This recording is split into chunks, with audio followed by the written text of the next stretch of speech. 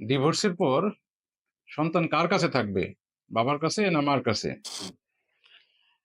ডিভোর্সের মাধ্যমে সন্তানের মা এবং বাবা আলাদা হয়ে যায়, কিন্তু তাদের এই আলাদা হয়ে যাওয়ার ফলাফল সন্তান সারা জীবন বয়ে বেড়ায়।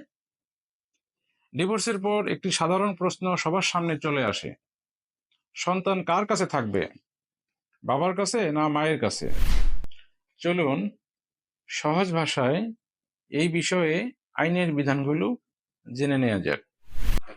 মুসলিম ফ্যামিলি ল অর্ডিন্যান্স 1961 এবং গার্ডিয়ান অ্যান্ড ওয়ার্ডস অ্যাক্ট 1890 অনুসারে পুত্র সন্তান 7 বছর পর্যন্ত তার মায়ের কাছে এবং কন্যা সন্তান 18 বছর পর্যন্ত অথবা তার বিবাহের পূর্ব পর্যন্ত মায়ের কাছে থাকার বেশি অধিকার রাখে। সন্তানের কাস্টডি কে পাবে এটা বিবেচনার জন্য আইন আদালত কি শুধু সন্তানের বয়সী বিবেচনা করে? না, মায়ের যদি অন্যত্র বিবাহ হয় সেই ক্ষেত্রে সে তার অধিকার হারাবে, অর্থাৎ সে আর সন্তানের কাস্টডি পাবে না। আদালত যদি মনে করে সন্তান বাবার কাছে থাকাটা জরুরি, সেই ক্ষেত্রে বাবাকেও সন্তানের কাস্টডি প্রদান করতে পারে।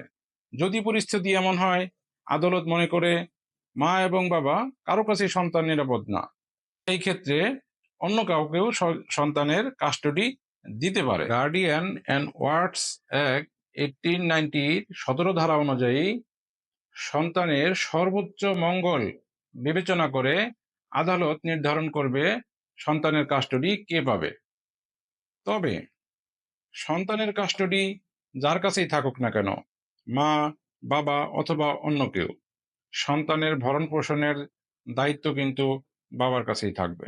ভিডিওটি শেয়ার করে দিন যাতে সকলেই জানতে পারে ডিভোর্সের পর সন্তানের কাস্টডি কে পাবে।